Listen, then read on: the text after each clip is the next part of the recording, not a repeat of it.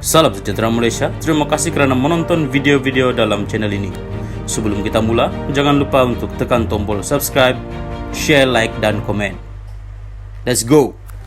Salam sejahtera dan salam perpaduan. Berita seterusnya bertajuk SPRM siasat jika RM 50 juta untuk bersatu masuk ke poket sendiri. Berita penuh. Suruhanjaya Pencegahan Rasuah Malaysia SPRM meneliti jejak wang RM 50 juta daripada 300 juta ringgit dana di bawah pakej rangsangan ekonomi yang didakwa diterima bersatu. Sumber memberitahu utusan SPRM akan menyiasat sama ada RM 5 juta itu digunakan semasa kempen pilihan raya negeri PRN dan pilihan raya umum ke-15 PRU15 lalu atau kemungkinan masuk ke poket sendiri. Sumber memberitahu siasatan SPRM mendapati ada pihak yang membelanjakan jumlah tertentu dana itu dan siasatan akan meneliti ke mana serta tujuan wang itu digunakan. Mengulas lanjut, kata sumber itu, kertas siasatan berkenaan hampir dilengkapkan selepas beberapa pemimpin bersatu dipanggil SPRM sebelum ini bagi memperinci setiap wang yang dibelanjakan. Kertas siasatan hampir siap sebelum tindakan seterusnya diambil. 2 akaun bernilai RM 40 juta milik bersatu masih dibekukan SPRM jelasnya ketika dihubungi semalam. Sebelum ini, Malaysia kini melaporkan sumber SPRM mendakwa bersatu menerima sumbangan daripada kira-kira 10 kontraktor yang menerima pelbagai projek semasa parti itu menjadi kerajaan. Menurut sumber berkenaan, sumbangan itu disyaki berjumlah lebih RM 300 juta ringgit dan dipercayai ada kaitan dengan pakej rangsangan ekonomi ketika era pandemik. Susulan itu SPRM membekukan 2 akaun bersatu yang mempunyai baki RM 40 juta ringgit daripada 300 juta ringgit berkenaan.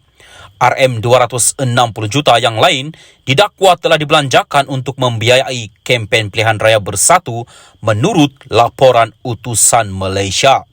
Baru-baru ini, beberapa pemimpin bersatu termasuk ketua penerangannya, Wan Saiful Wan Jan, didakwa atas tuduhan rasuah dalam kes berasingan melibatkan Jana Wibawa. Salam sejahtera dan salam perpaduan kepada seluruh rakyat Malaysia dan pendengar. Berita panas hari ini dipetik dari Malaysia Kini bertajuk Projek Jana Wibawa, Wan Saiful bakal didakwa pagi ini.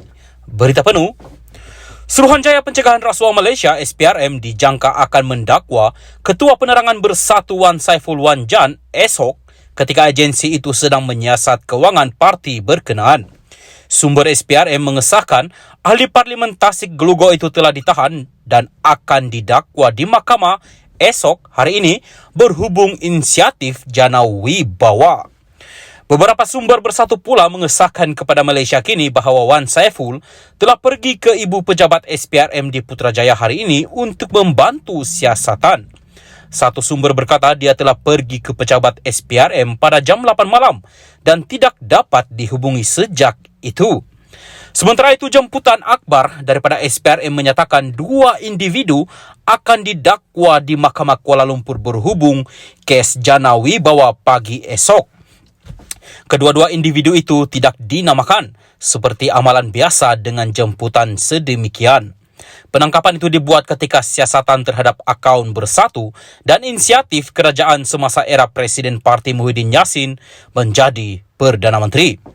SPRM telah pun membekukan akaun bank bersatu dan menyoal Muhyiddin pada 16 Februari selama beberapa jam berhubung Jana Wibawa. Kemudian Menteri Keuangan Tengku Zafrul Abdul Aziz yang kini Menteri Perdagangan Antarabangsa dan Industri juga dikatakan akan dipanggil SPRM. Program Jana Wibawa atau Program Jana Ekonomi Pemerkasaan Kontraktor Bumiputra Berwibawa diperkenalkan untuk mempercepatkan pelaksanaan projek dan memacu pemulihan ekonomi negara pasca COVID-19. Ia juga bertujuan meningkatkan kemampuan kontraktor Bumiputra untuk membantu mereka menjadi lebih berdaya tahan dan berdaya saing.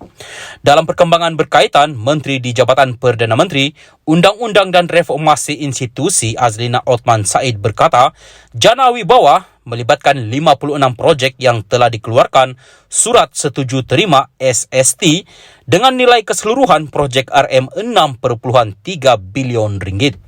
Walau bagaimanapun, terdapat beberapa senarai SST yang telah dikeluarkan yang mana melibatkan ahli keluarga pemimpin utama parti politik tertentu.